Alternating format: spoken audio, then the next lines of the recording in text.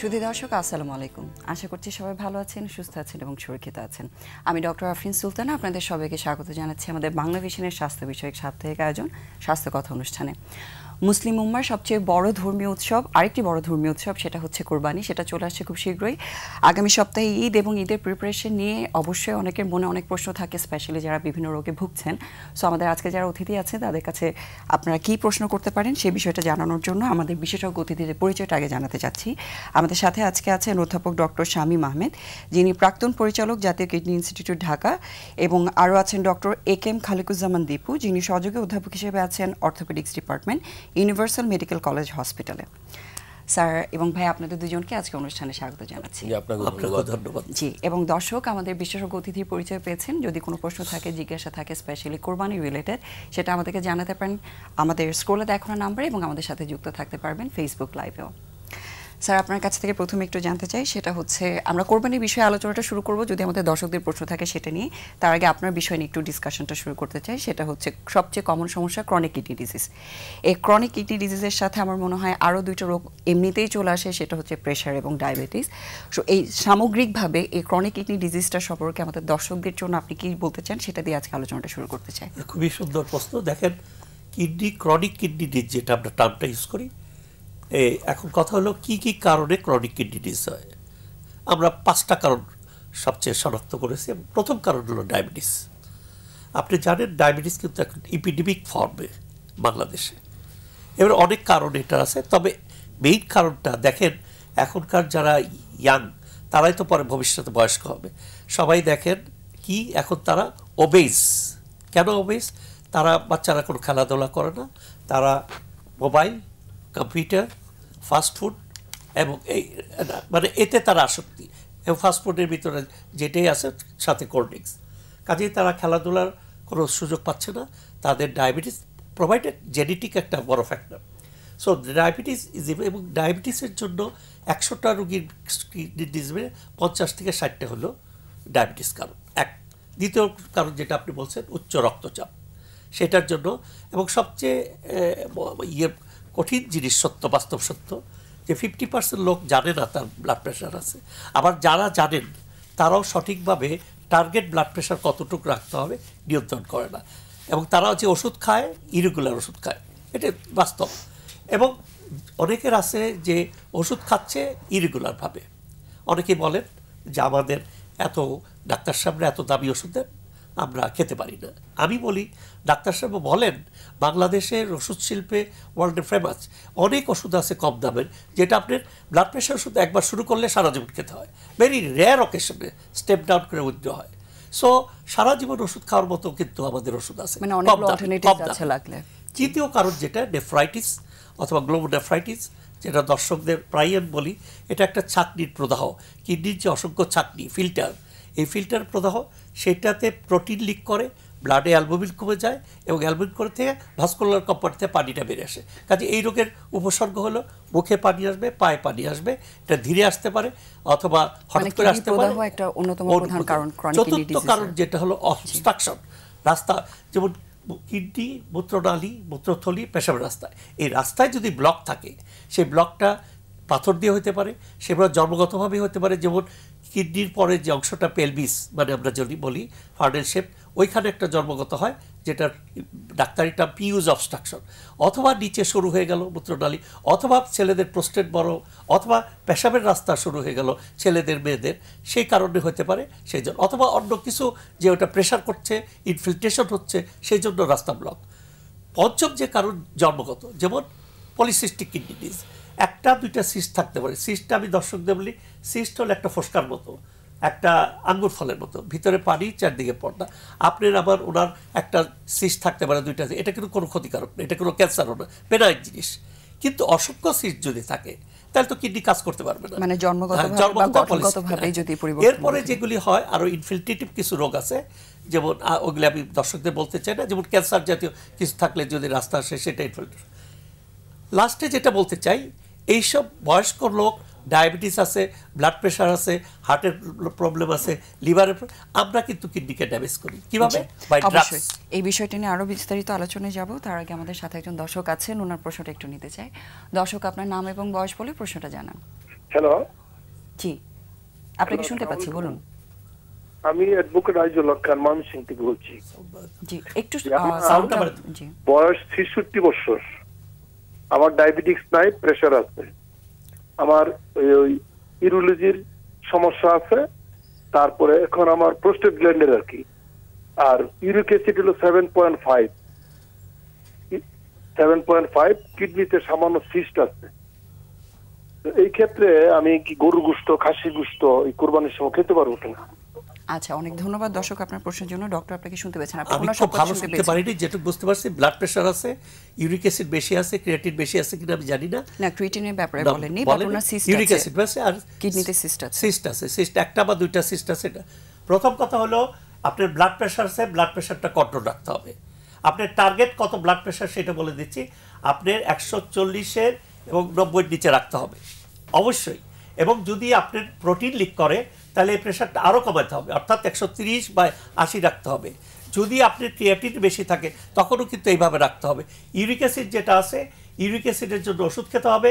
আপনার এটা খাওয়ার সাথে রিলেটেড প্লাস জেনেটিক রিলেটেড, সেই জন্য প্রোটিন জাতীয় খাবার যেগুলি আছে সেগুলি কম খাবেন, মাছ, মাংস, ডাল, ডিম, দুধ। তাছাড়াও ইউরিক অ্যাসিড কিছু শাকসবজিতে আছে, যেমন পালং শাক, পুঁই শাক, ফুলকপি, বাঁধাকপি, এগুলিতে আছে।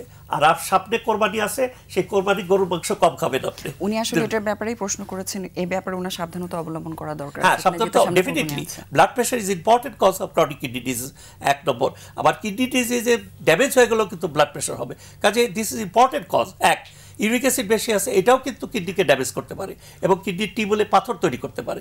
সো এটা একটা ইম্পর্টেন্ট ফ্যাক্টর। সো আপনি প্রেশার কন্ট্রোল রাখেন, ইউরিক অ্যাসিড জাতীয় যে খাবার সেগুলি বর্জন করেন এবং ইউরিক অ্যাসিড জন্য ওষুধ খান, ব্লাড প্রেশারটা কন্ট্রোল রাখেন। সারা জীবন ব্লাড প্রেশার ওষুধ খেতে হবে, এটা আপনি মনে রাখতে হবে। আর এই সামনে কোরবানিতে যেটা টিপস দিলাম, গরুর মাংস কম খাবেন, খাবেন না সেটা বলছিস না, সীমিত এবং কম করে খেতে হবে আপনাকে, মানে পরিমিত পরিমাণে যাতে খান। জি, অবশ্যই অনেক ধন্যবাদ দর্শক, আপনাকেও ধন্যবাদ আপনার প্রশ্নের জন্য। ডক্টর খালিকুজ্জামান দীপু, আপনার কাছে একটু যে বিষয়টা নিয়ে জানতে চাই সেটা হচ্ছে, অর্থোপেডিক্সের ডক্টরদের কাছে আমাদের সবসময় যেটা নিয়ে কমন প্রশ্ন থাকে সেটা হচ্ছে ব্যথা রিলেটেড এবং বোন রিলেটেড পেন। আজকে একটু জয়েন্ট পেন নিয়ে ডিসকাশন করতে চাই। সো জয়েন্ট পেনের বিষয়টাকে একটু সহজ করে যদি আমাদের দর্শকদের বলতেন, আসলে কি কি হয় বা কি কি ধরনের রোগগুলোতে জয়েন্ট পেন নিয়ে মানুষ আসতে পারে। আচ্ছা, ধন্যবাদ আপনাকে। জয়েন্ট পেইন হচ্ছে অনেকগুলো কারণে জয়েন্ট পেইন হতে পারে। সবার আগে তো আমাকে বুঝতে হবে যে কী কারণে জয়েন্ট পেইন হচ্ছে। অনেকগুলো কারণে হয়। একটা হলো গিয়ে আঘাতজনিত কারণে। আঘাতজনিত কারণে জয়েন্ট, যেই হাড়, দুটো হাড় অ্যাটলিস্ট একটা জয়েন্টকে তৈরি করে, সেই হাড়ের কোনো অংশ যদি ভেঙে যায় তাহলে জয়েন্ট পেইন হতে পারে, মানে সংযোগস্থল যেগুলো, সংযোগস্থলে এক্স্যাক্টলি। আবার জয়েন্টের মধ্যে, প্রত্যেকটা জয়েন্টের মধ্যে অনেকগুলো লিগামেন্টস আছে, সেই লিগামেন্টস যদি আঘাতপ্রাপ্ত হয়, ছিঁড়ে যায়, তাহলে জয়েন্ট পেইন হতে পারে। আবার এই আঘাত ছাড়া বিভিন্ন ডিজিজ প্রসেসের জন্য জয়েন্ট পেইন হইতে পারে। যেমন একটা হচ্ছে ডিজেনারেটিভ ডিজিজ, অর্থাৎ বয়সজনিত কারণে জয়েন্টের যে কার্টিলেজ থাকে, যে তরুণাস্থির আবরণ থাকে, সে আবরণ যদি ক্ষয়প্রাপ্ত হয় তাহলে কিন্তু জয়েন্ট পেইন হতে পারে। আবার ইয়াং বয়সেও কম্পারেটিভলি জয়েন্ট পেইন হতে পারে যদি কোনো ইনফ্ল্যামেটরি আর্থ্রাইটিস থাকে, অর্থাৎ এটা একটা অটো ইমিউন ডিজিজ। এই ডিজিজ যদি আক্রান্ত করে তাহলে কিন্তু ছোট বড় বিভিন্ন জয়েন্টসে আঘাতপ্রাপ্ত হতে পারে, মানে তার জয়েন্টে ব্যথা হতে পারে। আরেকটা হলো, একটু আগে আমরা যে আলোচনাটা করেছিলাম সেটা হচ্ছে ইউরিক অ্যাসিডের ব্যাপারে। এক ভদ্রলোক ফোন করেছিলেন আমাদের কাছে, তো ইউরিক অ্যাসিড যদি বেড়ে যায় তাহলেও কিন্তু জয়েন্ট পেইন হতে পারে। অনেকের ধারণা যে শুধু পায়ের আঙ্গুল বা হাতের পুরো আঙ্গুলে ব্যথা হবে, না, এই ইউরিক অ্যাসিড বাড়লে কিন্তু গাউট এবং সিউডো গাউট, এই দুটো ডিজিজই হতে পারে, অর্থাৎ বড় জয়েন্টও ইনভলভমেন্ট হতে পারে, ব্যথা হতে পারে, ছোট জয়েন্টেও হতে পারে। তো এই হলো গিয়ে মোটা দাগে আমাদের জয়েন্ট পেনের বিভিন্ন কারণ। এছাড়া আরও কিছু রোগ আছে, যেমন কোনো জয়েন্টে যদি কোনো ইনফেকশন হয়, যেমন টিউবারকুলোসিস, খুবই কমন বাংলাদেশে, এটার আক্রান্ত হলে জয়েন্ট পেন হতে পারে। ইভেন দেন জয়েন্টের মধ্যে যদি কোনো ক্যান্সার বাসা বাঁধে, যদি কোনো ম্যালিগনেন্সি হয়, তাহলেও জয়েন্ট পেন হতে পারে। জি, এবং বয়সের সাথে এটার কোনো সম্পর্ক আছে কিনা? অনেক সময় দেখি যে আমরা স্কুল গোয়িং বাচ্চাটা অনেক ব্যথার কথা বলছে, বা বয়সের সাথে সাথেই অনেকে কিন্তু ব্যথার কথা বলেন। সো এটা আসলে বয়সের সাথে, যেমন হ্যাঁ, বয়সের সাথে সাথে কিছু কিছু ব্যাপার এখানে রিলেট করে বয়সের সাথে। একটা হলো যে নর্মালি বাচ্চাদের কিন্তু একটা গ্রোয়িং পেইন হয়, 6 থেকে 11-12 বছর পর্যন্ত বাচ্চারা প্রায়ই বলবে বিভিন্ন ব্যথা বেদনার কথা, এটা গ্রোয়িং পেইন, এটা একটা ব্যাপার। এছাড়া নর্মাল, এটা নর্মাল। কিন্তু এর বাইরেও যেমন আপনার জুভেনাইল রিউমাটয়েড আর্থ্রাইটিস আছে, এটাতে কিন্তু বাচ্চাদেরও কিন্তু জয়েন্ট পেইন হতে পারে। আবার যদি কনজেনিটাল কোনো কোনো ইয়া হয় আর কি, আপনার ডিফর্মিটি হয়, যেমন আমরা বলি ডিসপ্লাসিয়া। যদি ডিসপ্লাস্টিক হিপ জয়েন্টে ডিসপ্লাসিয়া হইতে পারে, নি জয়েন্টে হতে পারে। তো এই যদি ডিসপ্লাসিয়া হয় তাহলেও কিন্তু জয়েন্ট পেন হতে পারে, এটা বাচ্চাদেরও হতে পারে। আর বয়সজনিত কারণে যেটা বললাম যে ডিজেনারেটিভ চেঞ্জ অর্থাৎ অস্টিও আর্থ্রাইটিস আমরা যেটাকে বলি, সেটা তো বয়স বাড়ার সাথে সাথে এটা হতে পারে। আর বাতের যে ব্যাপারটা ইনফ্লামেটরি আর্থ্রাইটিস, এটা যে কোনো বয়সেই হতে পারে, ছোট থেকে বড় যে কোনো বয়সেই এটা হতে পারে। জি, আর যখনই জয়েন্ট পেনের কথা আসছে বারবার আপনি রিউমাটয়েড বা বাত এই রোগগুলোর কথা কিন্তু বারবার মেনশন করছেন। সো এটা আমি আসলে আপনাকে অনুষ্ঠানের শুরুতেও একটু জিজ্ঞেস করছিলাম, যাদের এরকম জয়েন্টের ব্যথা থাকে, বিভিন্ন জয়েন্টের পেইন, তারা কিন্তু অনেক সময় কনফিউজ থাকে আসলে কোন ডাক্তারের কাছে যাবেন। বিভিন্ন স্পেশালিটি কিন্তু ব্যথা নিয়ে কাজ করছে, এরকম আপনারা করছেন, তারপর রিউমাটোলজি করছে, ফিজিক্যাল মেডিসিন করছে। সো যাদের এই ধরনের সমস্যাগুলো ভুগছেন তাদেরকে আপনি কি গাইডলাইন দিতে চান, ট্রিটমেন্টের ব্যাপারটা আসলে কিভাবে স্টার্ট করা উচিত বা কাদের কাছে যাওয়া উচিত? ইনিশিয়ালি যদি আমি যেটা বুঝি জয়েন্ট পেন যদি সেটা আঘাতজনিত কারণে জয়েন্ট পেন হয়, তাহলে সোললি সে প্রাথমিক অবস্থাতে সেই অর্থোপেডিক সার্জনদের কাছে যাওয়া উচিত। আর যদি কোনো আঘাতের হিস্ট্রি না থাকে কিন্তু তার জয়েন্ট পেইন হচ্ছে অ্যাসোসিয়েটেড, সেই ক্ষেত্রে সে অর্থোপেডিক্সের কাছেও যেতে পারে, সে রিউমাটোলজির কাছেও যেতে পারে, সে ফিজিক্যাল মেডিসিনের কাছেও যেতে পারে। কিন্তু সে যার কাছেই যাক, প্রথমতই আমাদেরকে বুঝতে হবে, আমাদেরকে রোগটা ডায়াগনোসিস করতে হবে যে আসলে তার কী কারণে জয়েন্ট পেইন হচ্ছে, এবং সেই অনুযায়ী যদি ইনফ্লামেটরি আর্থ্রাইটিস হয় বা রিউমাটোলজিক্যাল কিছু থাকে তাহলে ওইটার চিকিৎসা রিউমাটোলজিস্ট করবেন। আবার জয়েন্ট যদি ডিস্ট্রাকশন হয় তাহলে রিউমাটোলজিস্ট বা জয়েন্টকে ঠিক করার জন্য অর্থোপেডিক্সের কাছে দিবেন।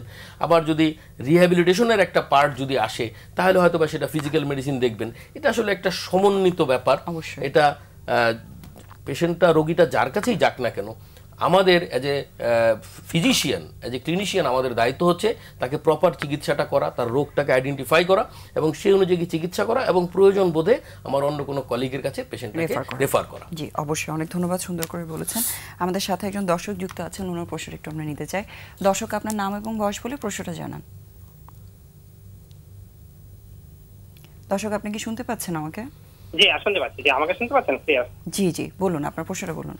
আচ্ছা, আমার কোয়েশ্চেনটা একটু ডিফারেন্ট। সেটা হচ্ছে ডক্টর শামীম আহমেদ স্যারের কাছে আমার প্রশ্ন যে আমরা যে টিউবওয়েলের পানি পান করে থাকি, হ্যাঁ, সেটা ডিপ টিউবওয়েল হোক বা সাধারণ টিউবওয়েল হোক, তো টিউবওয়েলের পানিতে অনেক সময় অনেক পরিমাণ আয়রন থাকে, হ্যাঁ, তো এই পানিটা পান করা কতটা নিরাপদ বা আমাদের কোনো অর্গানের কোনো ক্ষতি করতে পারি কিনা, এই জিনিসটা একটু জানার ছিল।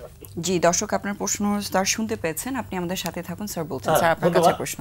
আপনি খুব সুন্দর একটা প্রশ্ন, পাবলিক হেলথ প্রবলেম। ইয়েস, যে কোনো জিনিসই আমাদের যে পানিটা খাই সেই পানিটা তো একটা হলো পিউরিটির পয়েন্ট অফ ভিউ, আপনার কোনো জীবাণু থাকবে না, ভাইরাস থাকবে না, এবং সেটা, এবং দ্বিতীয় হলো যে অর্গানিক ম্যাটেরিয়ালস, সেটার ভিতরে যেটা আপনি বললেন লবণ, আয়রনের পরিমাণ, আয়রন না বেশি থাকলে অসুবিধা আছে, অল্প থাকলে অসুবিধা নাই। কিন্তু আরেকটা জিনিস ছিল আমাদের, এখন এটা আর্সেনিক যেটা ছিল সেটা আমাদের খুব মারাত্মক ছিল। এখন তো প্রত্যেক মানে যদি টিউবওয়েলের হয়, আমরা কিন্তু এই পরীক্ষাটা করে নিয়ে খাওয়া। তারপরে আমরা যেটা বলি, যদি সম্ভব হয় আপনারা সব জায়গায় আয়রন মানে পানিকে ফিল্টার করে খাওয়া ভালো। এখন কিন্তু পিউরিফাইড ফিল্টার আছে, সেখানে সব কিছু এই ব্যাকটেরিয়াল, ভাইরাল এবং এই যে খনিজ জাতীয় জিনিসগুলি সবগুলি ফিল্টার করে সেই পানিটার মধ্যে আপনার পান করলে সবচেয়ে শ্রেয় আমি মনে করি, বেটার। অবশ্যই, এবং এটা আসলে যেটা আপনি বলেছেন, যেহেতু পাবলিক হেলথ রিলেটেড ইস্যু, সবসময় একটু সেফটি মেনটেন করাটা বেটার। জি, অনেক ধন্যবাদ। স্যার, আপনার সাথে যে বিষয়টা নিয়ে আলোচনা করছিলাম, কিডনি ডিজিজের সাথে প্রেশার, ডায়াবেটিস এবং অন্যান্য যে রোগগুলো মেনশন করেছেন সেগুলো সম্পর্ক নিয়ে একটু ডায়াবেটিসের বিষয়টা যদি একটু বিস্তারিত বলতেন, যেহেতু দুইটা রোগী আমাদের দেশে প্রচুর পরিমাণে আমরা পাচ্ছি। ডায়াবেটিস থাকলে আমরা যেটা বলি, 100টা রোগী যদি ডায়াবেটিস থাকে, সবাই কিন্তু ওই সিকিডি হয় না, সিকিডি হয়ে ক্রনিক কিডনি ডিজিজ হয় না যে তার ডায়ালিসিস লাগবে। এটার ভিতরে 100 জনের ভিতরে 40 জন যাবে ওই স্টেজে। তাহলে আমি কেমনি বুঝবো যে আমি ওই স্টেজে যাবো কিনা? ধরেন আমার ডায়াবেটিস, প্রথম কথা আমার ডায়াবেটিস আছে কিনা আমার জানতে হবে। অনেকেই আমরা জানি না যে আমার ডায়াবেটিস আছে। যাদের ফ্যামিলি হিস্ট্রি আছে, আমার অভিজ্ঞতা এই মানে 72 ইয়ার্সে, each and everybody of diabetic patient, মানে family history, everybody in some part of his life diabetes suffer করে, আর্লি স্টেজ অথবা লি স্টেজ। মানে আমার অভিজ্ঞতা যতগুলি পাই সবগুলি ফ্যামিলি হিস্ট্রি আছে, মোস্ট অফ দ্য কেসে। তাহলে আপনি যাদের ফ্যামিলি হিস্ট্রি আছে তাদের ব্লাড সুগারটা করতে হবে, নাম্বার 1। নাম্বার 2 হলো, করার পরে আপনি কি খাবেন। প্রথমে ডায়েট মানে খাবারের নিয়ন্ত্রণ করেন, তারপর ওষুধ ওষুধ দেবেন, অরাল ট্যাবলেট খান, এতে যদি কন্ট্রোল না হয়, এর সাথে এখন combination of very good combination drugs আছে, তারপরে যদি না হয় আপনি ইনসুলিন যোগ করেন। এখন তো আরও লং অ্যাক্টিং ইনসুলিন আসছে যাদের ডায়াবেটিস এবং ওবেসিটির জন্য খুব ভালো একটা ফর্ম বাংলাদেশে খুব ইউজ হচ্ছে, যেটা আপনি সপ্তাহে একবার করে ইনজেকশন দিবেন। সেই ইনজেকশনে দিলে কিন্তু আপনার ডায়াবেটিসও কন্ট্রোল হবে, ওবেসিটিও কন্ট্রোল হবে, ভেরি গুড ড্রাগস। এখন কথা হলো যে ডায়াবেটিস থেকে কিডনির দিকে যাচ্ছে কিনা, দ্যাট ইজ ভেরি ইম্পর্টেন্ট, যে আমি কিডনির ভিতরে গেলাম কিনা, সেটা আমরা প্রথমে আর্লি স্টেজে ধরতে হবে। ধরতে পারলে আমরা প্রোটেকশন করলে এটা ওই জিনিসটা রিভার্স ব্যাক করতে পারে, অথবা আমরা চেক করতে পারবো। সেই জিনিসটা কি খুব সিম্পল, ব্লাড সুগার করলেন ইউরিনে মাইক্রো অ্যালবুমিনুরিয়া, ইউরিনে কিন্তু সামান্য একটু প্রোটিন যায়, অ্যালবুমিনো আছে, এটা যখন বেশি পরিমাণে যায় তখনই ধরতে হবে এই ডায়াবেটিক পেশেন্ট যে উনি থার্ড স্টেজে চলে গেছে। তাহলে কীভাবে বুঝবো? এটার জন্য লিখতে হবে ইউরিন ফর মাইক্রো অ্যালবুমিনুরিয়া, এটা নর্মাল ইউরিন টেস্টে পাবেন না। তাহলে আপনি তখন ধরতে পারলেন এটা থার্ড স্টেজ, অর্থাৎ এই স্টেজে তার ব্লাড সুগার কন্ট্রোল করতে হবে, ডায়াবেটিস কন্ট্রোল করতে হবে, এবং অ্যাট দ্য সেম টাইম তাকে প্রিভেনশনের জন্য যে যে যে পদ্ধতি সেগুলি করতে হবে। এই মাইক্রোঅ্যালবুমিনের একটা মজার জিনিস হলো, যদি আপনি ট্রিটমেন্ট করে এটা রিভার্স ব্যাক করতে পারে, এটা নর্মাল হয়ে যেতে পারে, অথবা ফিক্স থাকতে পারে, প্রোগ্রেশন না হয়। সো এই স্টেজে কিন্তু কিছু কিছু ড্রাগ বলেই দিই এখন কমন, রাস ব্লকার যেমন এসিডি ইনহিবিটর, ARB, এই ড্রাগ আমরা ইউজ করি even without blood pressure. With micrometre we use this drugs small dose. So এইটা কীভাবে কাজ করে? এটা দিলে কিডনির যে ফিল্ট্রেশন, কিডনিতে যে প্রোটিন লিক করতেছে সেটা বন্ধ হয়ে যায়, কিডনির যে প্রেশার, ক্যাপিলারি প্রেশার সেটা কমে যাবে, ফিল্ট্রেশন কমবে, প্রোটিন কমবে, কিডনি প্রোটেকশন হবে, নেনো প্রোটেক্টিভ মানে কিডনির প্রোটেকশন ড্রাগ। সো এটা আমরা ইউজ করতেছি এক।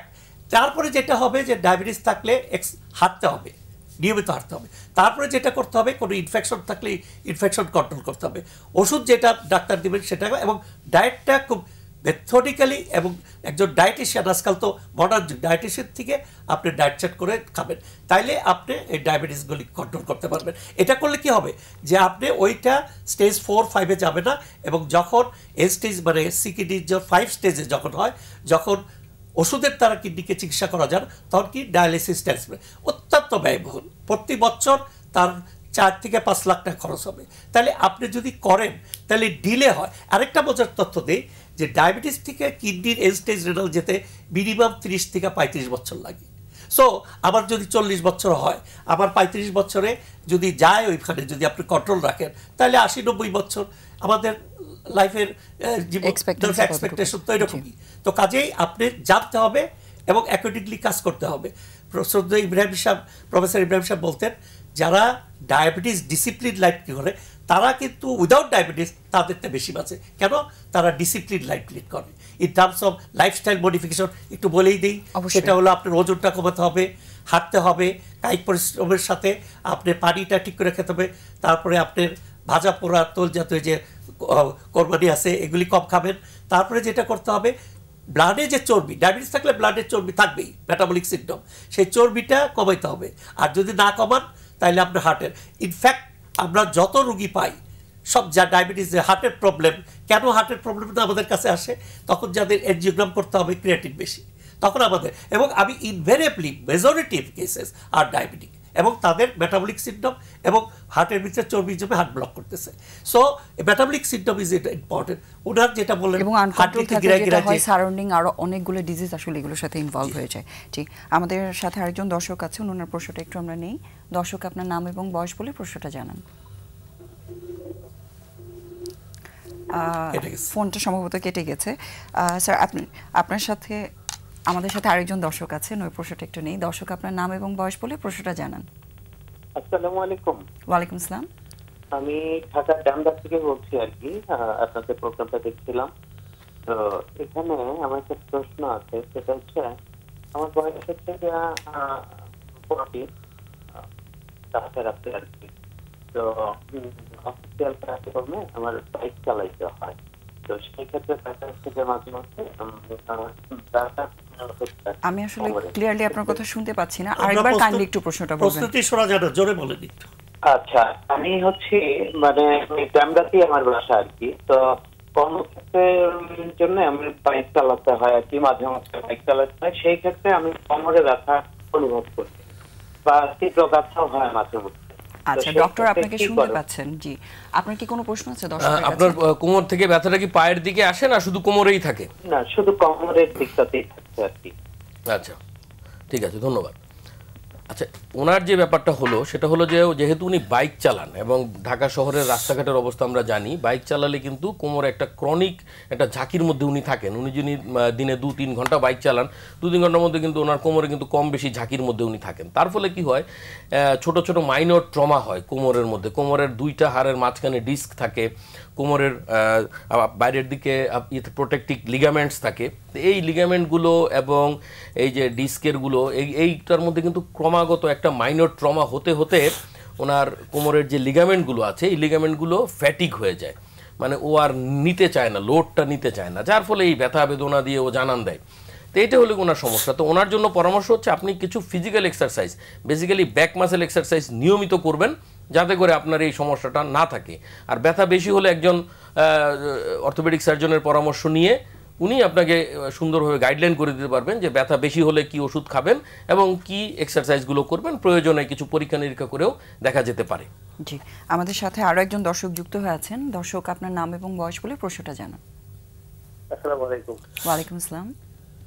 এখন হচ্ছে আমার মা হালিমা খাতুন, বয়স হচ্ছে 65 বছর।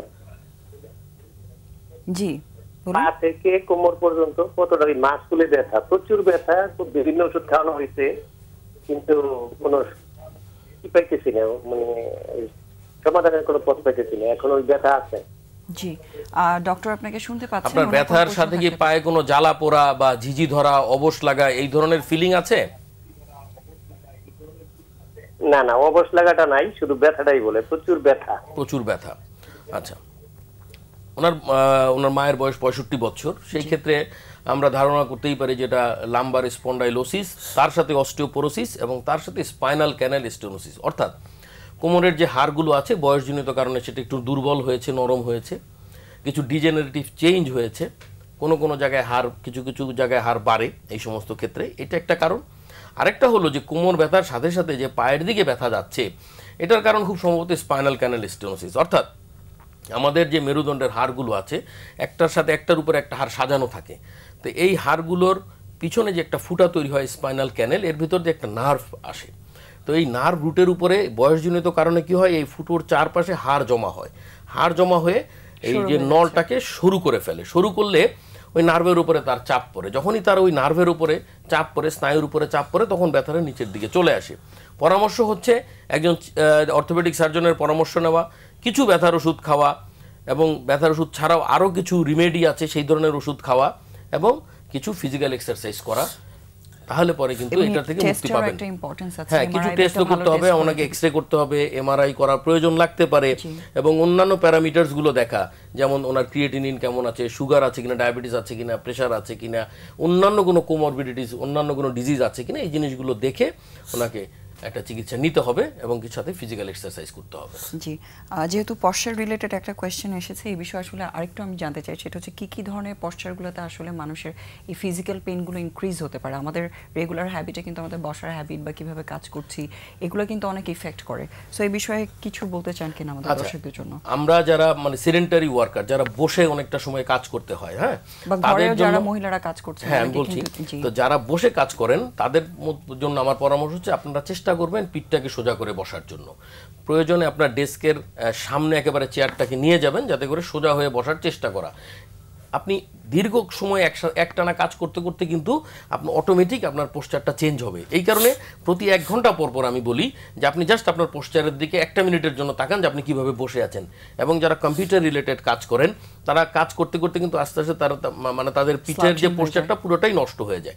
1 ঘন্টা পর পর আপনি 1-2 মিনিটের জন্য ব্রেক নেন, আপনার পোস্টারটা ঠিক করেন, বসার ভঙ্গিটা ঠিক করেন, সোজা হয়ে বসার চেষ্টা করেন, এটা তাদের জন্য। আমাদের যারা হাউসহোল্ড ওয়ার্ক করেন, ঘরের মধ্যে যারা কাজ করেন, তাদের জন্য একই সমস্যা। যেমন তারা বিভিন্ন কাজ করেন কোমর ভাঁজ করে নুয়ে, তো কোমর ভাঁজ করে নুয়ে কাজ করাটা সবার জন্যই নিষেধ। হ্যাঁ, আপনি যে কাজটা কোমর ভাঁজ করে নুয়ে করেন ওই কাজটা আপনি কিন্তু বসে করতে পারেন, তো কোমর ভাঁজ করে নুয়ে কাজ না করে বসে কাজটা করেন, এটা তাদের জন্য পরামর্শ। যারা দীর্ঘ সময় দাঁড়িয়ে থাকেন তাদের জন্য হচ্ছে যে আপনারা দুটো পা একটু ফাঁকা করে দাঁড়ান, দুটো পায়ের উপরে সমান ব্যালেন্স দেন, তাহলে কিন্তু আপনার কোমর ব্যথা বলেন বা পায়ের দিকের যে ব্যথা আসে সেটা থেকে আপনি একটু মুক্ত হবেন বলে আমার মনে হয়। জি অবশ্যই, মানে মেইন উদ্দেশ্য হচ্ছে আমাদের ন্যাচারাল যে পশ্চারগুলো আছে ওই কার্ভেচারগুলো মেইনটেইন করে যদি পশ্চারগুলো যাতে করা হয় এবং লম্বা সময় কোনো একটা পজিশন হোল্ড না করা, যে পজিশনে ব্রেক নাও, এক্স্যাক্টলি 2-4 মিনিটের জন্য হলেও ব্রেক নেওয়া উচিত। অবশ্যই, অনেক ধন্যবাদ। আমরা এখন একটা ছোট্ট বিরতিতে যেতে চাই, দর্শক ততক্ষণ পর্যন্ত আমাদের সাথেই থাকুন।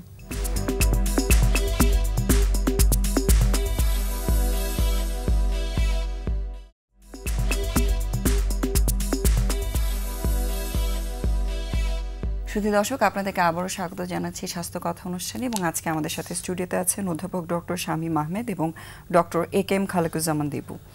স্যার, আপনার কাছে এখন যে বিষয়টি নিয়ে জানতে চাই সেটা হচ্ছে আমাদের সাথে যেহেতু অর্থোপেডিক সার্জন আছেন, ওনাদের ট্রিটমেন্টের একটা বড় অংশ থাকে কিন্তু ব্যথার ওষুধ দিয়ে ট্রিটমেন্ট দেওয়া, এবং আমাদেরও বেশিরভাগ রোগীদেরই পেইন একটা কমন কমপ্লেন, এবং পেইন কিলার আমাদের দেশে মানুষ যেভাবে আসলে খেয়ে থাকে আমার মনে হয় সেটা খুবই আনহেলদিভাবে আমরা ব্যবহার করছি এবং কোনো ডাক্তারের পরামর্শ ছাড়া, এবং যার একটা প্রধান ইফেক্ট পড়ে কিডনিতে। সো বিশেষজ্ঞ হিসেবে আসলে আপনি বিষয়টাকে কিভাবে দেখছেন বা একটু দর্শকদের সচেতন করার জন্য কি বলতে চান? খুবই সুন্দর প্রশ্ন, এবং এটা শুধু উনি না, আমার কাছে কোমরে ব্যথা মানেই হলো কিডনির সমস্যা, এবং সেই জন্য প্রায় আমার প্র্যাকটিসের 40-45% কোমরে ব্যথা নিয়ে আসেন। তা আমরা তখন পরীক্ষা করে দেখি যে কিছু আছে কিনা, তারপরে আমরা ব্যথার ওষুধ দিই। তবে ব্যথার ওষুধ দেওয়ার আগে আমার একটু জানতে হবে যে আমার কিডনিটা ভালো কাজ করছে কিনা, পার্টিকুলারলি যাদের বয়স বেশি, যারা comorbid condition, diabetes, blood pressure, উচ্চ রক্তচাপ, সেই ক্ষেত্রে অবশ্যই আমার কিডনিটা নজর দিতে হবে। অর্থাৎ কিডনির ক্রিয়েটিনিন কত, ইজিএমআর কত। শুধু ক্রিয়েটিনের উপরে আমি জোর দেবো না, ক্রিয়েটিন হলো কিডনি ফাংশন টেস্ট। দেখা যাচ্ছে যে কিডনি ভালো, ক্রিয়েটিন ভালো থাকে কিন্তু কিডনি কার্যক্ষমতা কমে যায়। যেমন আমার যদি ধরেন, আমার এই বয়সে কিন্তু ক্রিয়েটিন নর্মাল, কিন্তু আমার কিডনি কার্যক্ষমতা 30-40% কমে যাবে, বয়সের সাথে সাথে ইজিএমআর কমে যায়। সেই ক্ষেত্রে আমি যখন ব্যথার ওষুধটা দিব, আমি একটু মানে চিন্তা করে দিব কতটুকু দিব, কয়দিন দিব।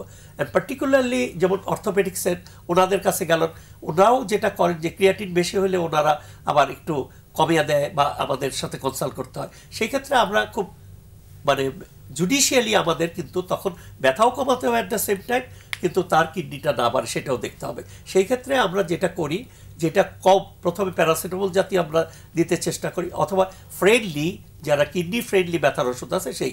তবে বেশি দিন ব্যথার ওষুধ দেওয়া উচিত না আমি মনে করি, এবং সেই ক্ষেত্রে যেটা হয়, যার কিডনি ওয়ান্স স্টার্ট ক্রিয়েটিন বেশি আছে তার এটা হুড় করে বাড়বে, কারণ যদি আপনি ওই প্রিডিসপোজিং ফ্যাক্টরটা উইথড্র না করেন। সেই ক্ষেত্রে আমি মনে করি যে ব্যথার ওষুধ প্রয়োজনে দিবেন, কিন্তু যতদিন দরকার সেদিন দিতে হবে।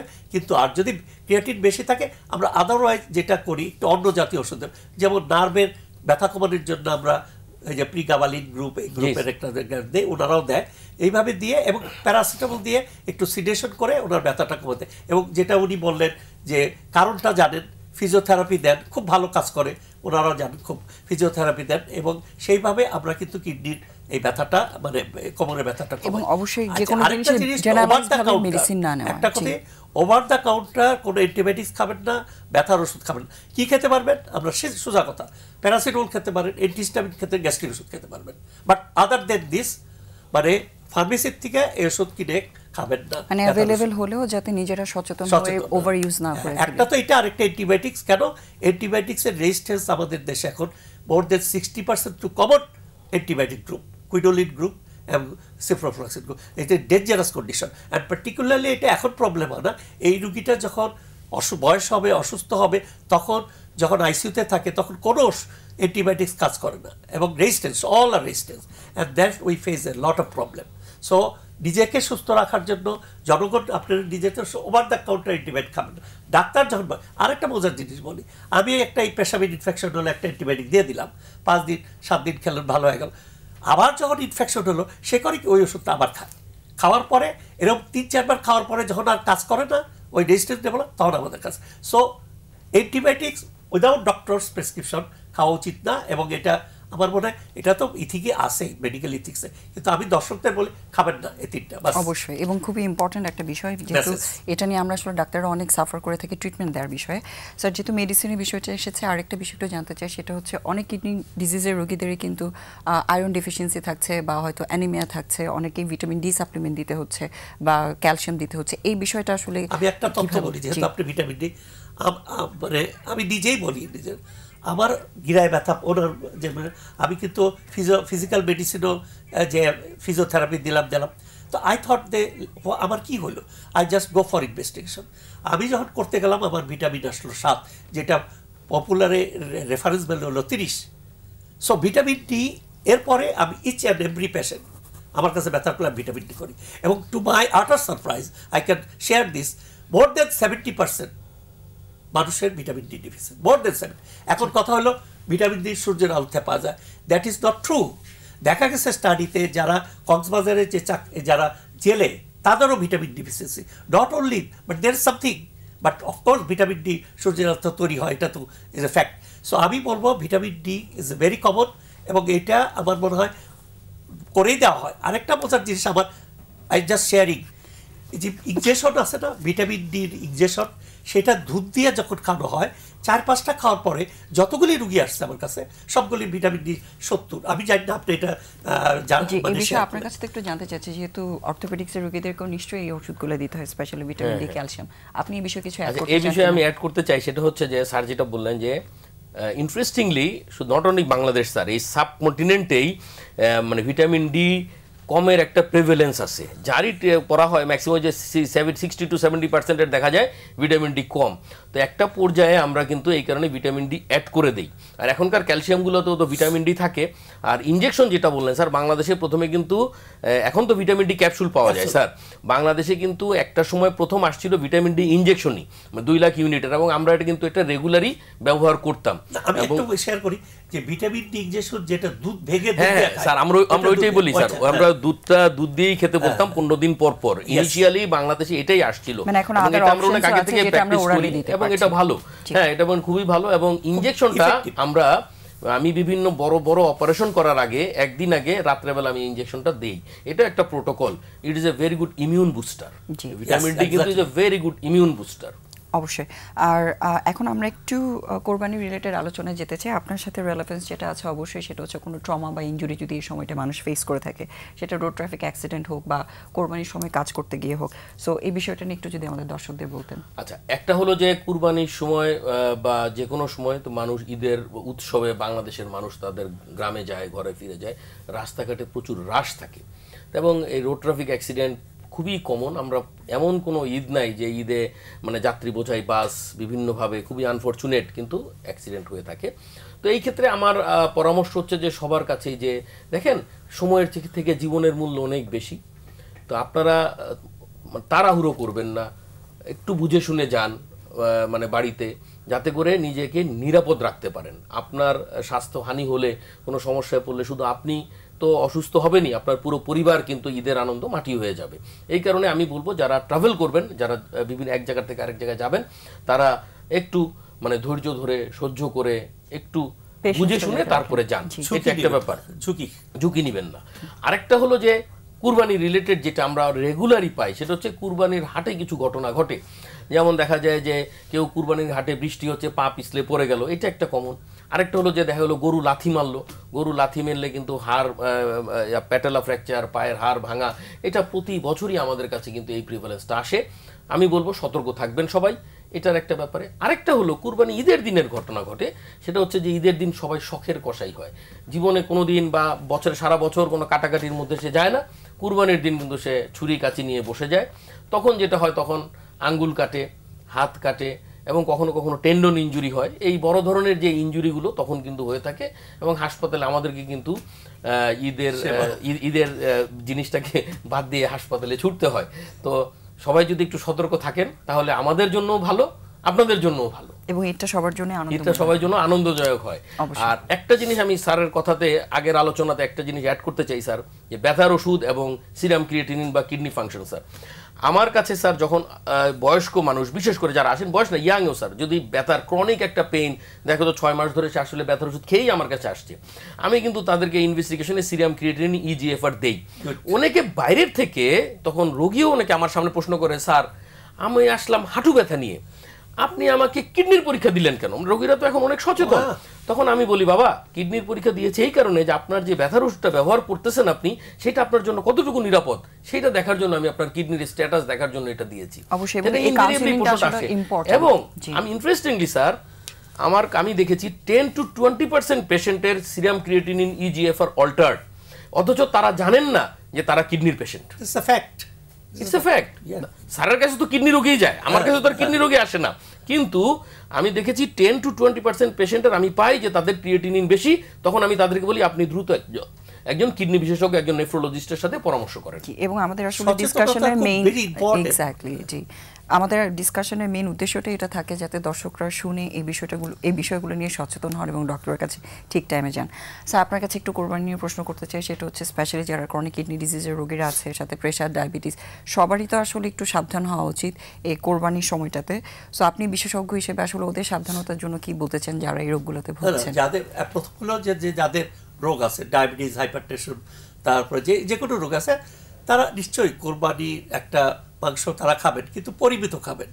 আপনি কোরবানি নিজের বাসায় খাচ্ছেন, দাওয়াতে যাচ্ছেন, খাচ্ছেন, খাওয়ার পরে কি হচ্ছে, একটা তো হলো স্টমাকে যে গ্রুপ পাকটা হয় এবং স্টমাক আপসেট হয় একটা। 2 নম্বর হলো যদি আপনার যদি মানে চর্বির সমস্যা থাকে, সেই চর্বিটাও বেড়ে যায়। 3 নম্বর হলো যে আপনি সেই সাথে যাদের ডায়াবেটিস, উচ্চ রক্তচাপ, সেগুলি কিন্তু একটু টেন্ডেন্সিটা বেড়ে যায়।